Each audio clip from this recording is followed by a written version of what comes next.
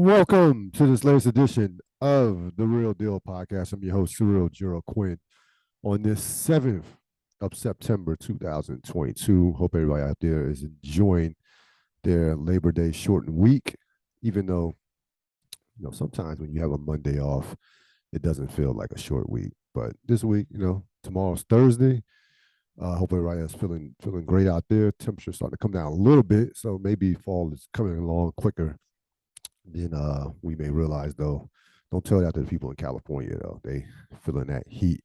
Today's podcast is sponsored by All Calculated Measures, Confidence, Discipline, Consistency. Shout out to my man Adrian McDonald. He just keeps doing this thing with the clothing. I got a new hat, Obstacle or Opportunity. You can see it right here. You can go to his website, his Instagram. I will put that up on my description of the program. So I'll put that up on my description at the end of the podcast or on the YouTube channel. I will put that up. Big time shit. This is not the season premiere, by the way, just to let everybody know. This is like the pre-party. So the season premiere of the 15th year of the Ril Dil Podcast will be next Wednesday, the 14th. I will be joined by one Robert Sapp. Robert Sapp could not join us this evening, but he will be there for the season premiere. He's all just excited, to say the least, about his Buffalo Bills. I could feel the anticipation of the season, as he thinks that his team, and rightfully so, has a legit chance to win the Super Bowl. They are the Super Bowl favorites. Again, you hear these just dumbass takes. I heard someone, and I'm not even gonna mention their name because they don't even deserve their name mentioned, said that Buffalo is not amongst their Super Bowl contenders. That's the thing about our sports culture that just drives me crazy. That's just such a dumbass take. Yeah, you're trying to be different, contrarian just because, but we know Buffalo is one of the three best teams in the league. Like, let's be real. Like, come on now. Like, what are we talking about here? Like calling Holly Berry ugly or something? Like, what really? Okay, I digress. We still have a big time program for you. I'm gonna be looking at the divisions. I will conclude the previews with the Southern divisions. I probably should have got this out the way last week and did the West last, because the Western divisions were the best. But we are going to do the South, the NFC and AFC South.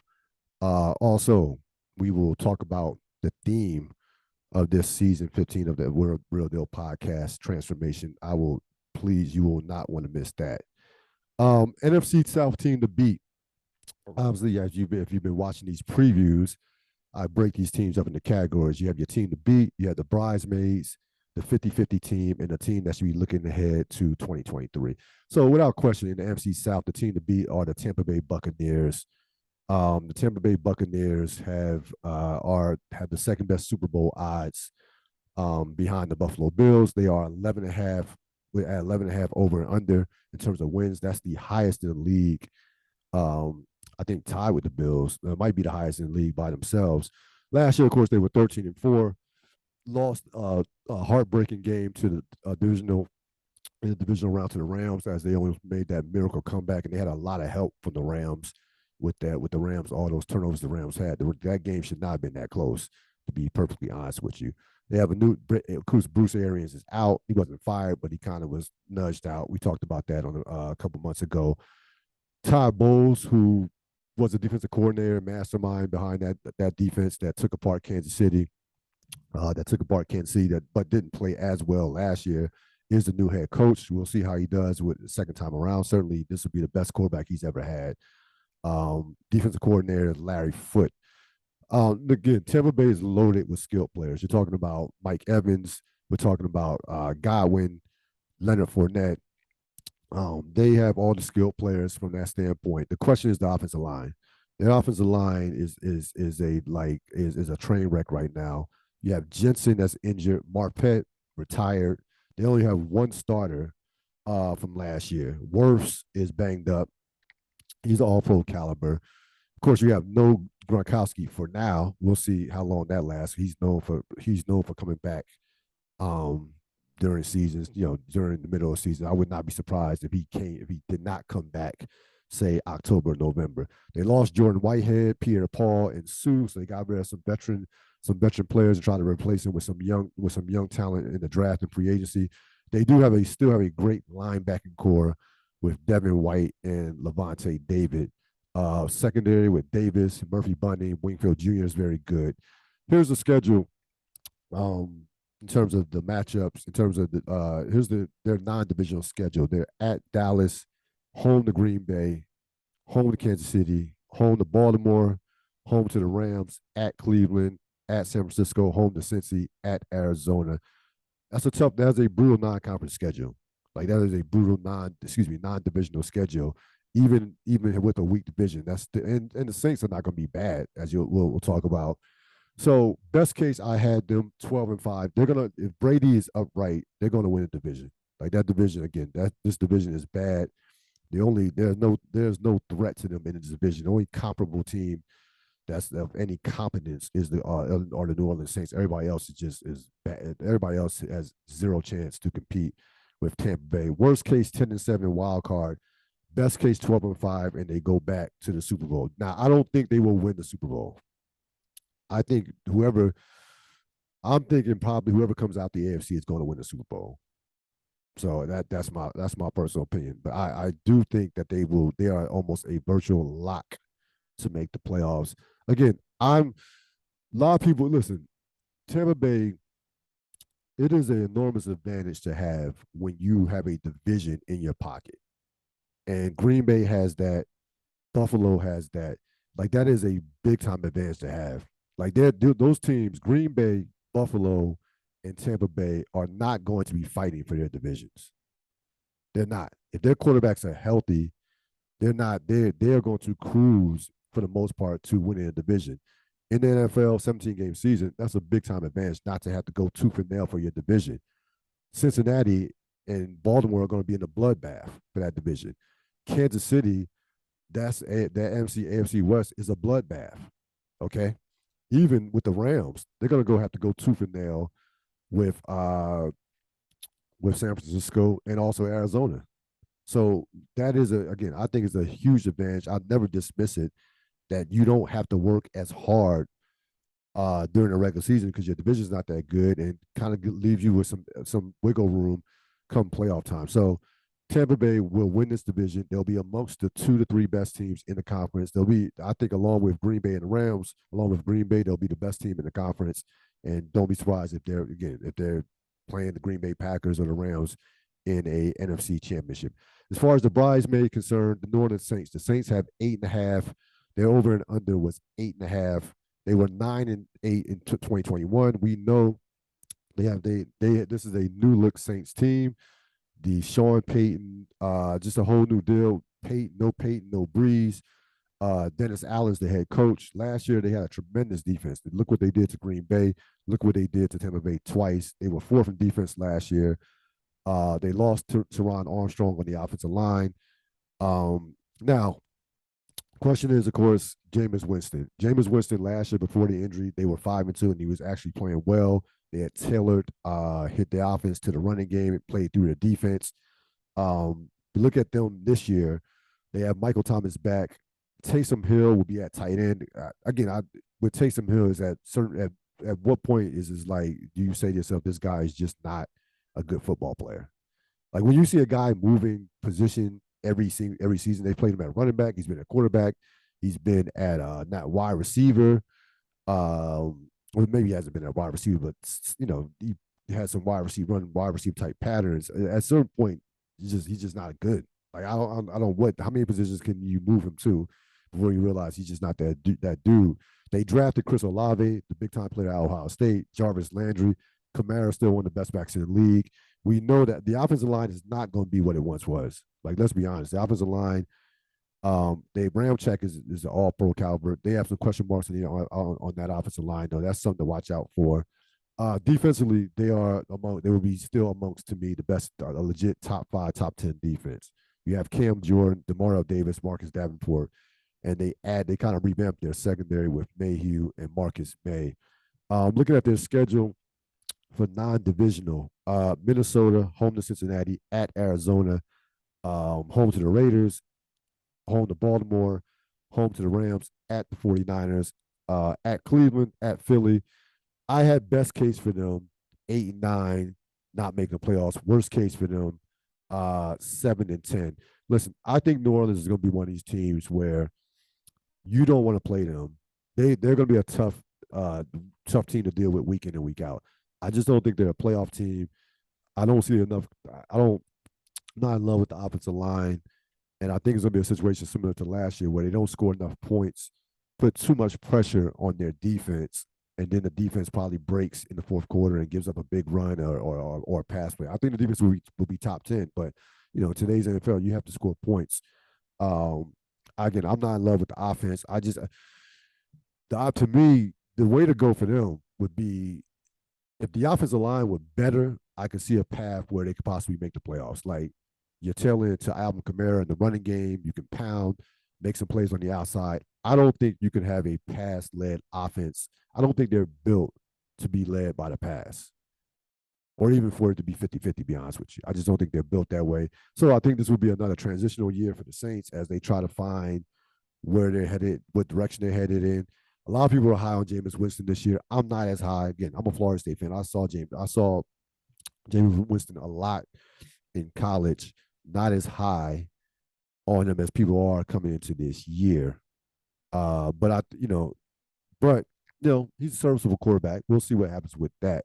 But I do think clearly that they are the second best team in the division.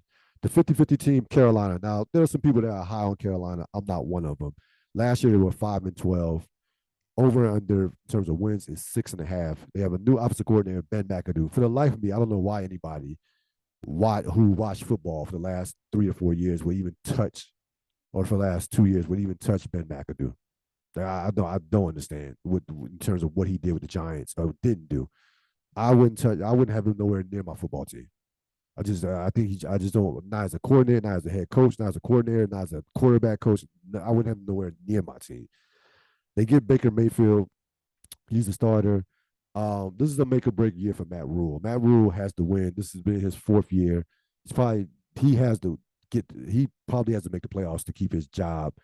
Again, questions for them. Can McCaffrey stay on the field? Only played 10 games in the last 2 seasons.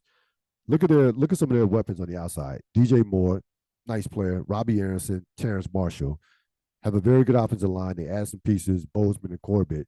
Last year, the defense played well. We know what Brian Burns, Shaq Thompson, and Dante Jackson bring to the table, but that's not going to be that certainly won't be enough to make up for what they don't have offensively. Looking at their schedule, they host Cleveland opening day.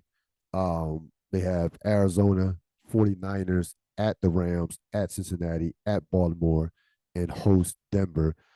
I had them best case 6-11, worst case 5-12. These are one of these teams that just to me will be decent defensively, but will not be able to score enough points. And again, if we've seen enough out of McCaffrey, we know that he's going to end up getting hurt again. Like let's just be honest, along with Saquon Barkley. Again, we don't wish it upon anybody, but listen, just look at the track record. Like guys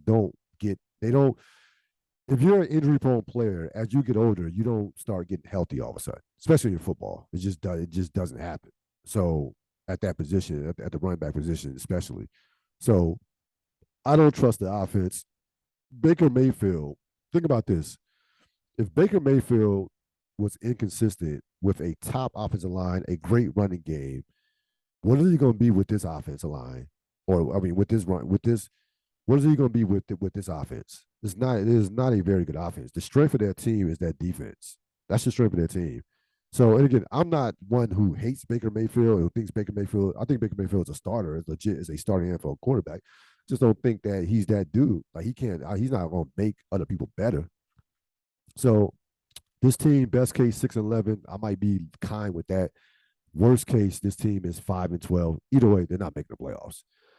And then you could easily have put them for team 2023 as well, but 50-50, maybe Baker has a breakout year, maybe McCaffrey, if McCaffrey stays healthy. So that's why I had him as the 50-50 team. Team 2023, this team is in complete rebuilding, doing it in the rebuilding, even though nobody's going to admit that. They don't say that in football. They don't use that term tanking in football because no coach wants losses on his record. But it has to be, of course, the Atlanta Falcons. The Julio Jones, Matt Ryan era, Devontae Freeman, those days are long gone. And again, this is a franchise, and this is how devastating Super Bowl losses can be. 28-3, 2000, January 2017, 28-3. That team should had a Super Bowl championship, and their future would have looked, a whole lot different. They have not recovered from that. They were 7-10 in 2020. And last year, they were 4.5. Their over under is 4.5. Okay. One of the lowest in the league. They had Marcus Mariota as a starting quarterback. He's a stopgap until they find a guy in the draft, whether it's Bryce Young or CJ Stroud. Good running game. Cordell Patterson had a good year last year. Damian Williams, we know he can play. Kyle Pitts is their best player, offensive player, might be their best player, period. Ridley, of course, is suspended for a year. That's a huge loss, but it wouldn't have made a difference from a standpoint of where they're going. Defensive line, you still have Grady Jarrett. They got some picks.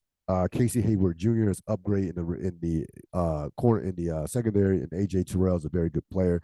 But the bottom line is this team is going nowhere. This team is a 3-14, 4-13 type team. This team will, listen, they might win a couple games in the division because the division is bad. They might sneak up on a Carolina or New Orleans. They win one of those games like that. But this team is absolutely going nowhere. They are complete. They won't publicly admit this, but they want to be in position to get the number one draft, at least a top 2 or top 3 draft pick. This is supposed to be a very good quarterback draft, so they want a top 2 to top 3 pick so they can get their, hopefully in their eyes, their future franchise quarterback. So you have Tampa Bay, team to beat without question. You have, Tampa Bay will be the team to beat in this division and will be a legit Super Bowl contender. You have New Orleans as the bridesmaids, and Carolina and Atlanta. Again, this is not your father's AFC South. Those days where you used to have those wars with Atlanta and New Orleans, and Carolina would be tough, and even Tampa, when they were bringing up the rear, was still 8-8, 7-9 type team. This division is a bad division. It's one of the worst in the league. Not NFC East bad, or maybe not even AFC South bad, but still it's one of the worst divisions in the league. And the big story in this division is, can Tom Brady get Tampa Bay back to another Super Bowl? All right, we're going to shift some gears right now and discuss what was just a perfect cap to the NBA summer. We'll get back to it, and we'll preview the AFC South a little later on.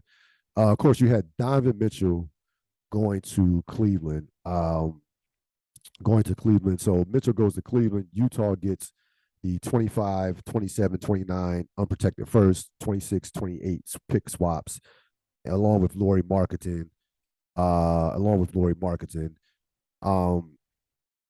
Couple things about this. Number one, great for Cleveland.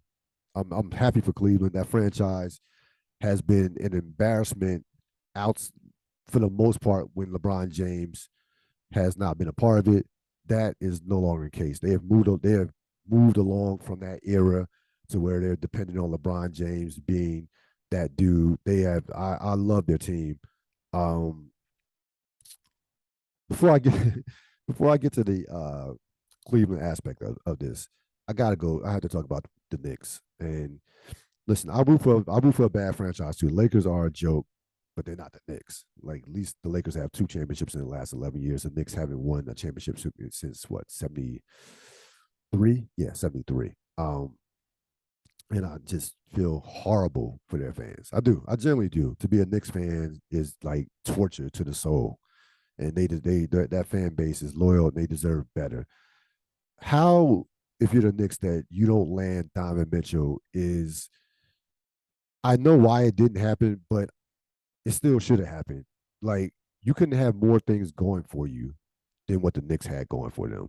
You had a guy who's under contract for 3 to 4 years, I think 4 years, right? You had a guy, a New Yorker, who wanted to be there, right? You have and I'm looking at 7 draft picks in the next 4 years, first round picks, along with some pick swaps. You had young assets, right? You didn't even have to trade RJ Barrett. They didn't. Utah didn't even want RJ Barrett because they didn't want to pick up any major big contracts. They're trying to unload money. They just want assets, picks, things of that nature. They don't like they're gonna move everybody. Bogdanovich, like they are in total just tear it down, strip it bare mode. So you didn't even have to give RJ Barrett, right? You had everything going for you to make this deal, and Quentin Grimes was a sticking point. Quentin Grimes, who averaged 6 points and 2 rebounds last year. That is what the Knicks fan deals with on a daily basis. That type of shit. Quentin Grimes. That's number one. The second part is, there were some reports saying, well, the Knicks were bidding against themselves. They thought that they were bidding against themselves, and they didn't think that any other team would try to go after Donovan Mitchell.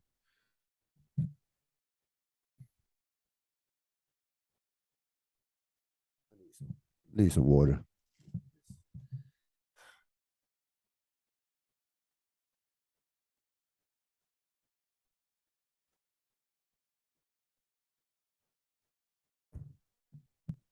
Again, I can only imagine being a Knicks fan. I couldn't be a Knicks fan. I would have got rid of him a long time ago. I would just switch teams. I just would have left. How could you not anticipate another team going after a player who's 25 years old and is one of the top 20, 25 players in the league? All NBA caliber player, perennial all-star, has had some great playoff moments and has had some shaky ones, but he's still a young player.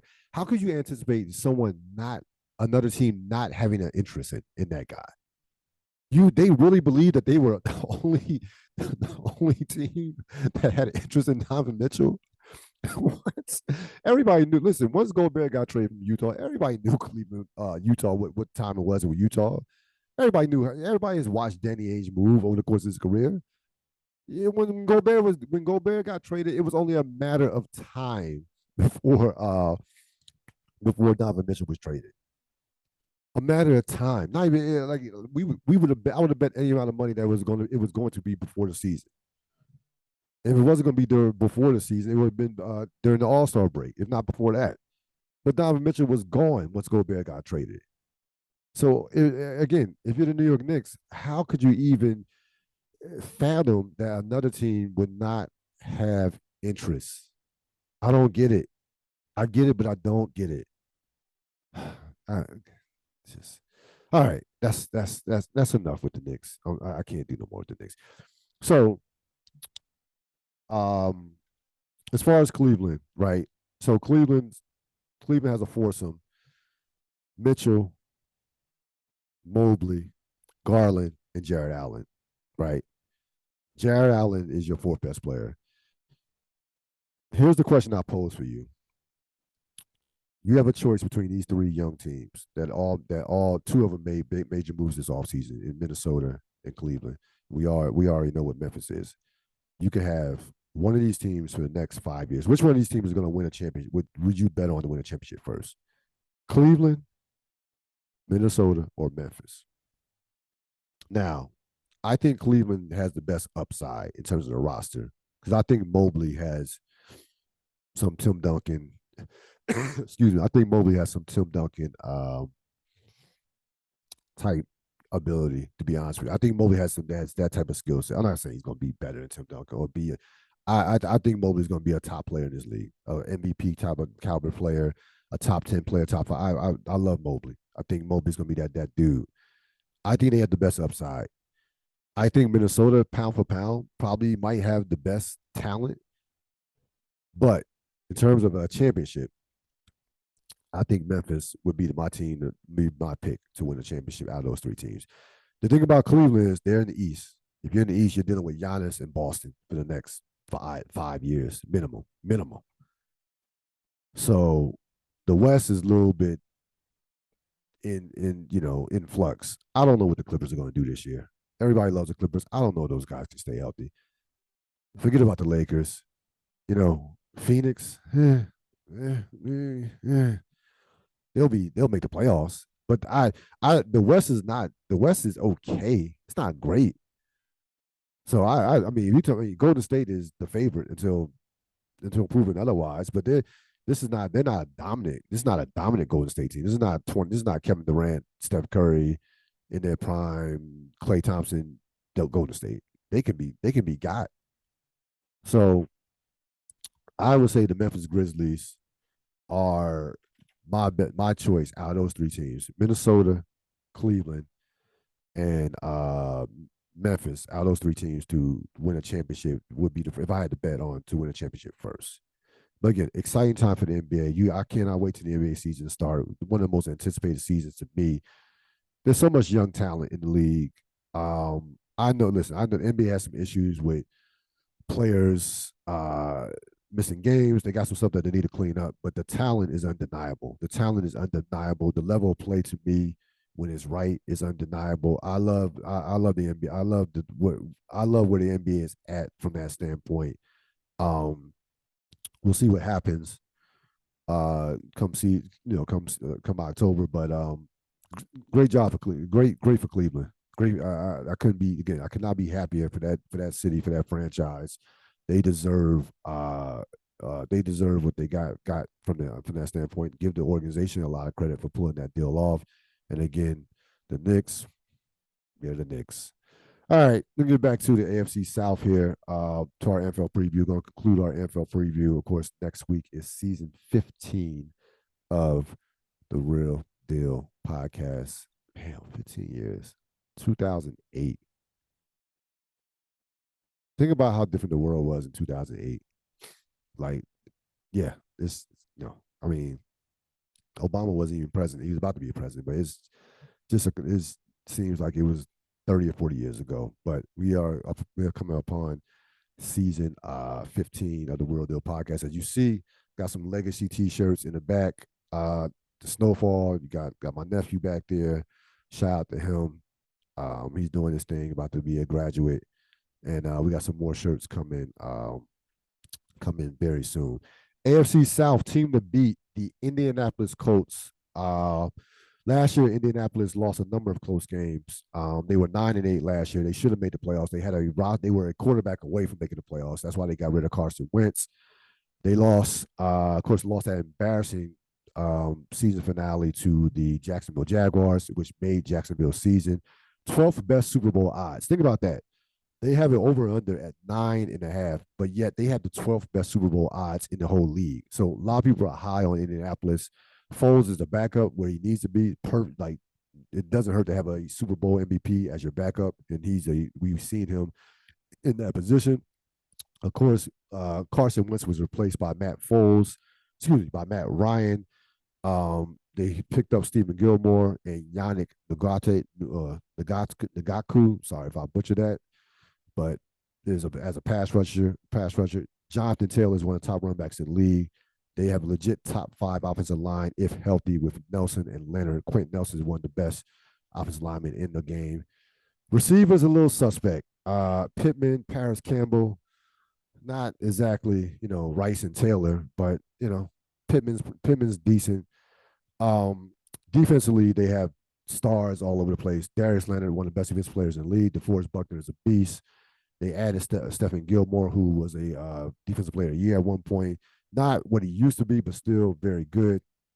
Again, I mentioned earlier, they lost 5 one-score games. This team should have made the playoffs.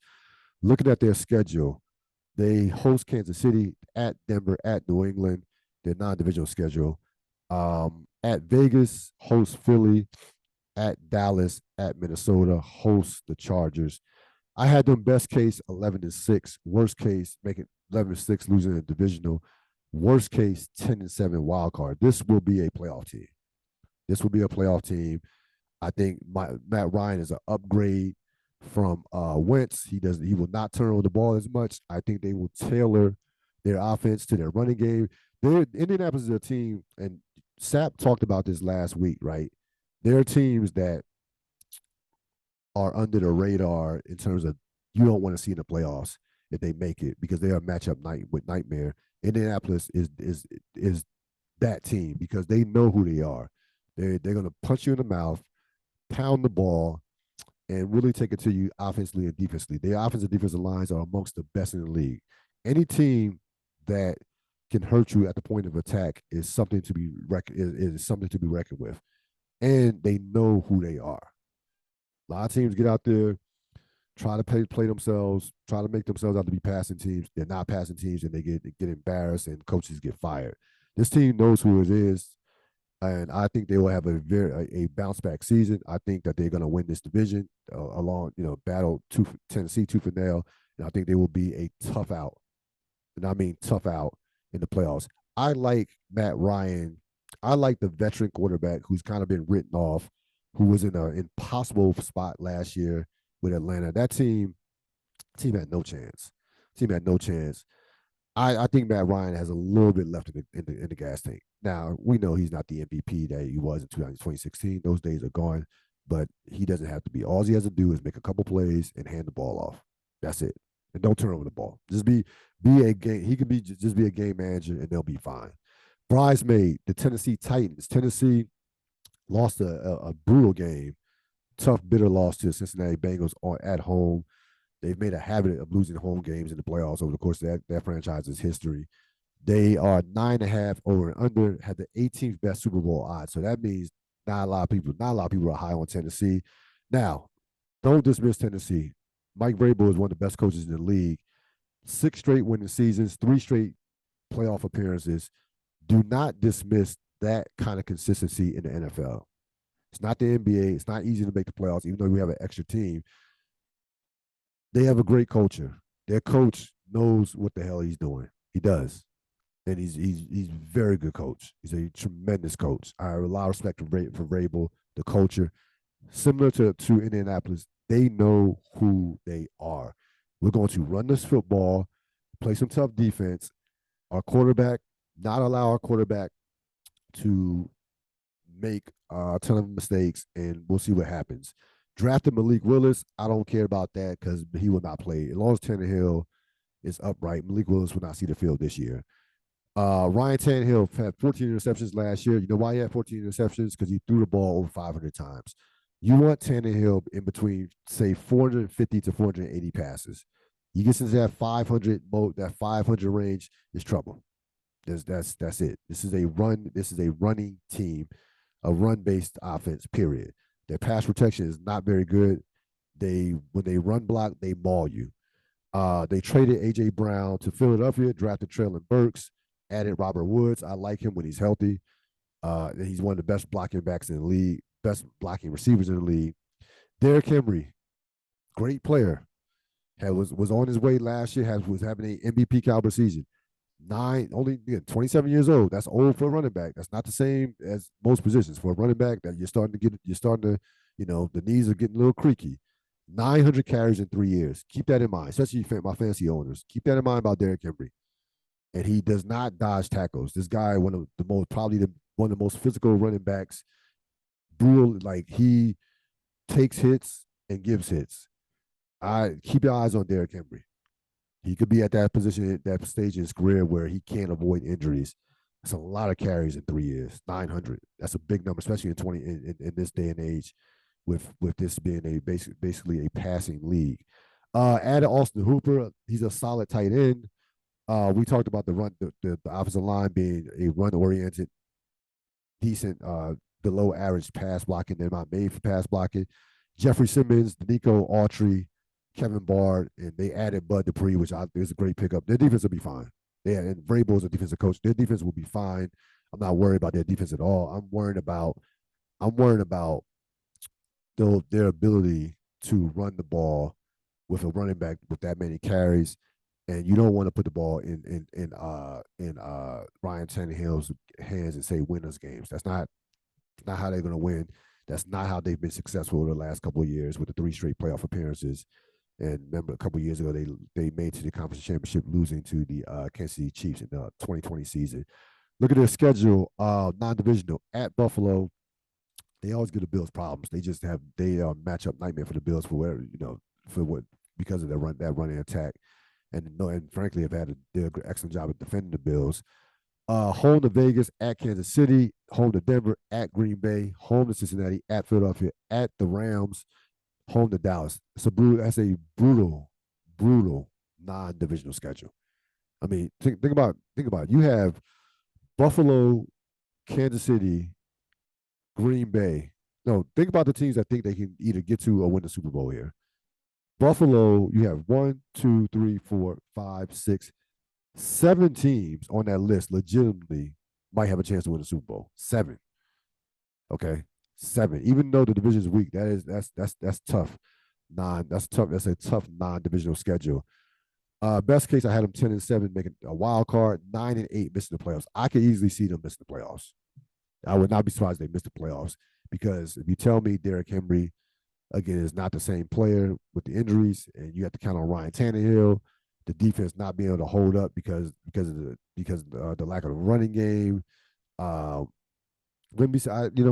They're due to have a poor year. They've had like 6 straight years. They've been 9-7, at least they've been 9-7 or better 6 straight years.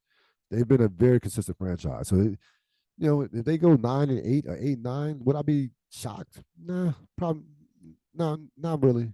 Not really. If you made me have to make a choice, I probably would lean towards them making the playoffs because of the coach and the culture. 50-50 team, I could have put them for 2023, but the next team I had is certainly 2023. Jacksonville was 3-14 in 2021, 6.5 over and under. So people think they're going to be better because of the quarterback in being his second year. They bring in a professional head coach, a Super Bowl winning coach, even though we don't give him as much credit as we do most Super Bowl coaches, head Super Bowl winning coaches, in Doug Peterson. Again, this is all about Trevor Lawrence's development. He'll be in year number 2.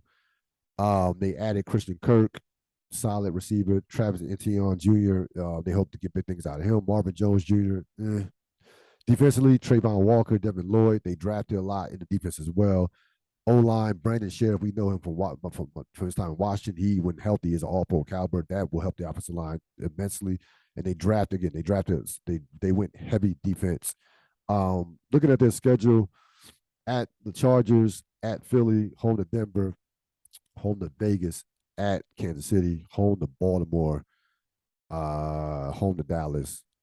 I had them best case 5-12, worst case 3-14. Here's the thing: they're gonna have a horrible season, but they're a franchise. First of all, it can't get any worse than last year. It really can't. Last year they were as dysfunctional as any franchise in season that I've seen in a long time. And I've seen some bad ones. The Urban Meyer disaster, the Urban Meyer experiment couldn't win as bad as you could. I didn't think it was going to work to begin with, but I didn't think it was going to be just a dumpster fire. It was a shit show.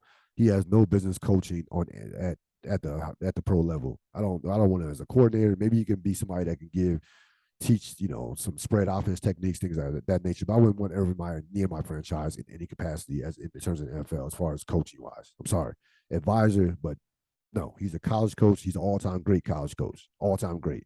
He's not a head coach. He's not an NFL coach. So Doug Peterson is a major upgrade. I'm not in love with Doug Peterson as a head coach, but he's serviceable. He's fine. He falls in that Mike McCarthy kind of deal, Super Bowl coach, but not great type deal. They have an adult in the room in terms of the coaching. Again, it's not about wins and losses. It is about the development of Trevor Lawrence. I think Trevor Lawrence can be a franchise caliber quarterback. Now, transcendent, generational, let's hold the brakes on that. Let's pause on that. Franchise, yes. And he played a little better at the end of the season. He had no chance last year. This roster is not a talented roster. They have a lot of holes to fill. We'll see if they hit on some of these draft picks, but they even with that said, they have a lot of holes to fill. They are legitimately 2 years away. 2 years.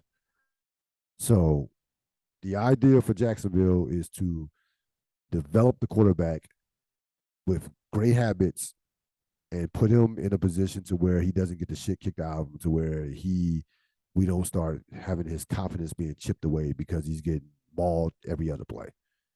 So again, I see, like I said, best case 5-12 because the division's so bad. Worst case 3-14. They'll probably be somewhere at 4. They'll probably be 4-13, 3-14 again. 5 wins is even hard. I find it even hard to come by.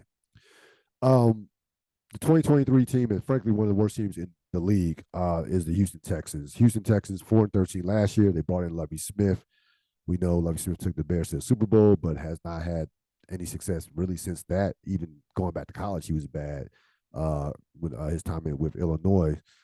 David Mills is the quarterback. Second year, he had a very good, pretty good rookie year, but I don't know how serious I can take that considering how bad the team was. 16-10, 66 completion percentage. Really, numbers did not impact winning at all.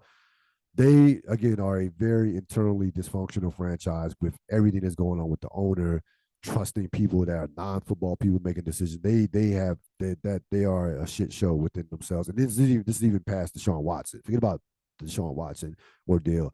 They are not a well-run organization, one of the worst in the league.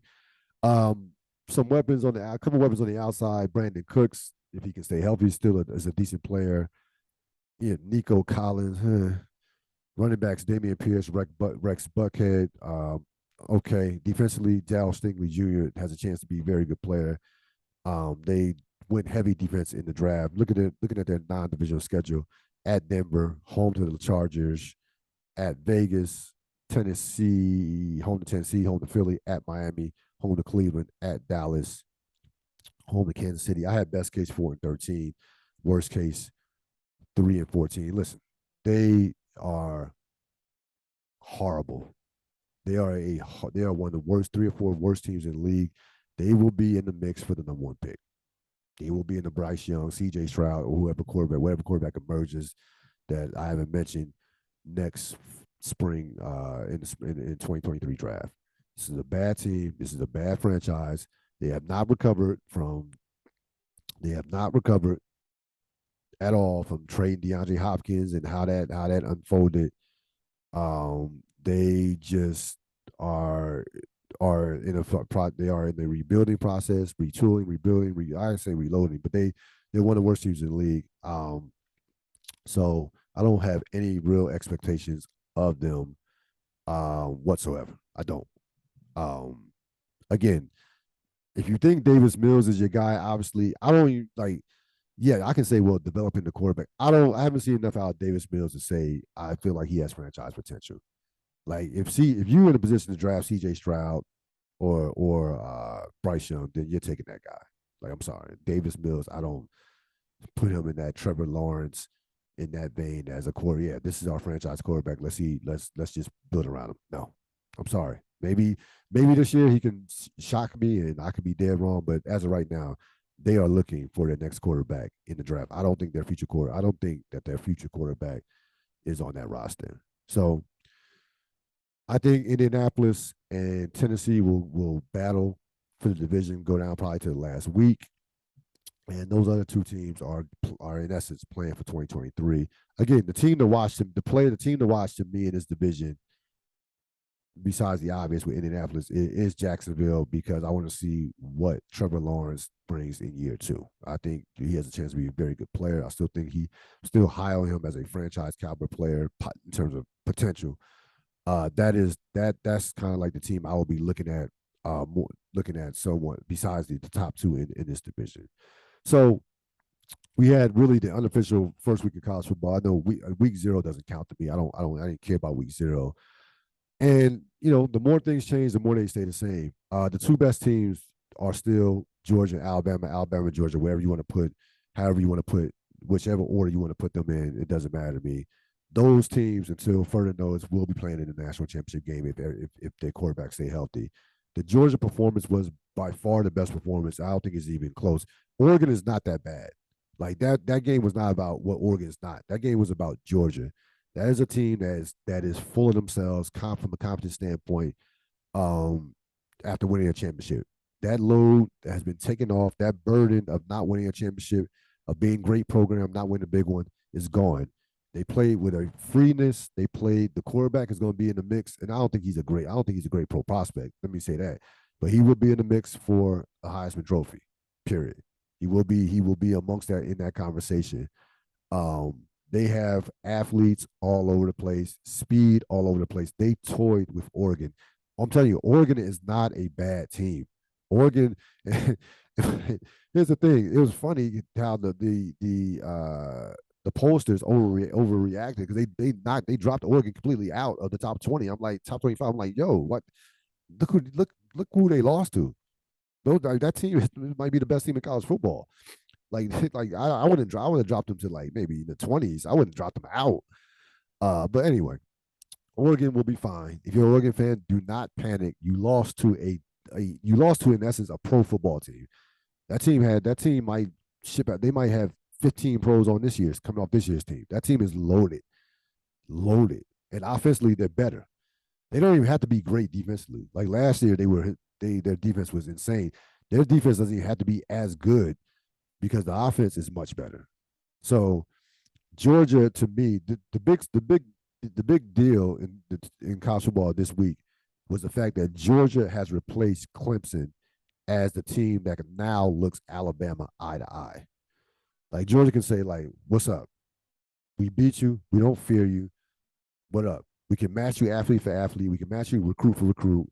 Kirby Smart, did this thing in the national championship game.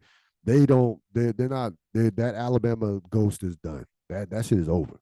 So we saw Clemson had that 4-year stretch where they looked Alabama in the face, beat them in the championship, beat them in a couple championships. And Trevor Lawrence and Deshaun Watson. Now Georgia has taken that place. This Notre Dame represented itself well against Ohio State. I was not impressed by C.J. Stroud at all. Now I'm not going to react to Ohio State not being that good. I think the Notre Dame defense is very good. Give Freeman and the coaching staff a tremendous amount of credit. They had Ohio State confused, holding Ohio State to 21 points. That is an offense that's going to put 40 to 50 on the board week in and week out. That's just a tremendous job by the Ohio State, by the Notre Dame defense. I was on Twitter and we were like, same old Notre Dame can't beat big teams. Like, whoa. The game was at Ohio State. They were not supposed to win that game. They were 17.5 point underdogs in that game, 17.5 points. So Notre Dame played well. Notre Dame will be a top 10. They will be in that 7 to 10 range. They'll play in the New Year's Day Bowl. Listen, Notre Dame is not on par with Georgia, Alabama. They're not on those teams' level. Even Clemson, those teams, those top 3, top 5, some of those top SEC teams, they're not as good as those teams. Period. They're just not. It's just all there is to it. So I don't hold Notre Dame to that expectation. I think people get caught up in, the Duke Rodney and the Gipper and all that stuff. Those days are done. Lou Holtz, with Tony Rice and all that. Yeah, Tim Brown, that's over with. They get very, very good players. They get some blue chippers. They're going to play on January 1st. They might make an occasional playoff, but ultimately they're going to fall to one of these top teams in the SEC or somebody like Ohio State. That's it. That's where Notre Dame is at. So, that's that. So, there you go. That's week 1 of college football. Certainly good to have the college football back. Florida State, LSU. As a Florida State fan, I'm not ready to go crazy and say Florida State is back. Let me calm down on that. I was more unimpressed with how far LSU has fallen. Like, you lose basically, in essence, a home game to Florida State, a program that's still trying to find itself. Like, this is not Bobby Bowden's Florida State or Jimbo Fisher's Florida State Seminoles here. They're improved. They go out there and fight and are competent, but there's no way that LSU should have lost that game. Period. There's no way. Florida State really dominated the game. To be honest with you, they had to make mistakes for LSU to even have a chance. And then you can fumble 2 punts and get a extra point block, which not a way that Brian Kelly wanted to start his tenure off at LSU.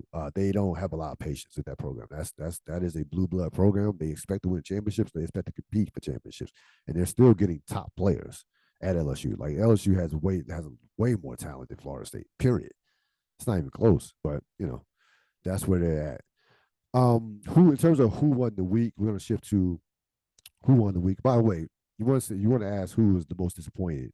The biggest disappointment that would be the New York Knicks. But we already talked enough about the Knicks. We're gonna leave the Knickerbockers alone. They have a whole NBA season buffoonery and embarrassment. No, I do like RJ Barrett though. I think he's gonna have a nice year. In terms of who won the week, I have to go in my sentimental bag and go with Serena Williams. Serena Williams, of course, she lost in the third round of the U.S. Open in 3 sets. She had the tremendous moment beating the number 2 ranked player in the second round. We thought that she might make a run, but she's 41 years old. She's a mother. Her best days are clearly behind her, and she, it is what it is. Like, it's not like it's not a knock of Serena Williams. She is one of the great, forget about tennis players of all time. She's one of the great athletes of all time. You think about her career, right? I remember watching Serena Williams play. When Serena Williams won her first major in 1999, the 1999 U.S. Open, I was in my college dorm, Park Mall. Shout out to Park Mall. Shout out to Temple University. Park Mall, the year it first opened, got into a brand new dorm the year it first opened.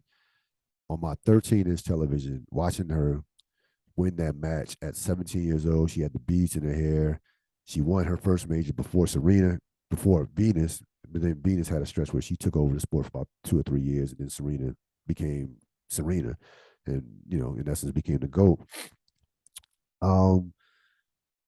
To be near or at the top of the sport for the better part of 2 decades, you see all the credit that Tom Brady gets, but I like to do it in tennis. To me, is even more difficult because you're talking about a situation where tennis players don't age well. Like, what you see in Federer, what you saw see out of Federer, Nadal, Djokovic will never be done again, as they won majors into their 30s, some even their mid 30s. Serena Williams winning majors, dominating the sport for the better part, basically 15 years. I know the last 5 years haven't been great, but basically she dominated the sport. She was on top basically for like 10 to 15 years. You're not gonna see this ever again. There will never be another Serena Williams. The style, you have to give all the credit in the world to her parents. Richard Williams held her out of tournaments. People thought he was nuts. And then you see all these players, these young players, Jennifer Capriati's of the world, get burnt out by basically 25 or even younger. It's like, yep, this is why he knew what the hell he was doing. And she's done it. She did it her way. She did it her way. She's had some moments that she shouldn't be proud of. She's a human being. It happens to the best of us. But her style, she has transcended a sport. She's done for tennis what Tiger Woods has done in terms of with golf. Like, she got non-tennis people start to watch tennis. Like, Tiger Woods brought in a non-golf people watching golf, not just a casual golfer. People who didn't watch golf started watching Tiger Woods after he started to dominate. That's what she did for tennis. And listen, as far as the combination of longevity, winning, transcendence, she is the GOAT. There's not been a more impactful tennis player ever. Now, I would include any of the men, Federer, all those guys. They didn't impact the sport the way Serena Williams did. Her impact on the sport, like, it's just not you. The style, again, she transcended the sport. When you transcend, Tiger Woods transcended golf. It's a different. So we're talking another level. Michael Jordan, like that. That is Muhammad Ali. In a male-dominated sport, that's next level. And be honest with you, despite the greatness of Federer, Nadal, and Djokovic, Serena has been the one that has been the must-see television over the last decade. She's been the biggest draw in the sport. Like, it's been like, oh, is Serena on? Oh, we gotta watch Serena, especially domestically, because those guys, as great as those players are, those are 3 GOATs: Federer, Nadal, and Djokovic. They're not American, so they don't carry the same weight in this country as they do overseas. Period. I mean, and of course, they're not American. That's just how it is. But there will never be another Serena Williams, period. She left the door open in terms of that she might come, that, she played better than expected, maybe more than likely. But I think it's a wrap. I think that she's going out like the way she went out, like the way she should have went out, in a sense. At the U.S. Open, she gets her flowers. We saw Andre Agassi go out similar 2006 after 20 years, and they gave her flowers, and certainly have, wanted her to go all the way, but it's 41 years old. Like, yeah, like tennis is a young person's sport for the most part. And she's done everything and then some that you can do in the sport. And again, not just one of the defining tennis players of all time, one of the defining athletes of our time, or of any time for that matter. So we are coming upon a year 15 in the Ril Dil Podcast. Certainly appreciate all the support over the past 15 years. We debuted 10/8/2008. We've done, this is show 846. So next week will be 847. And it's been a hell of a ride.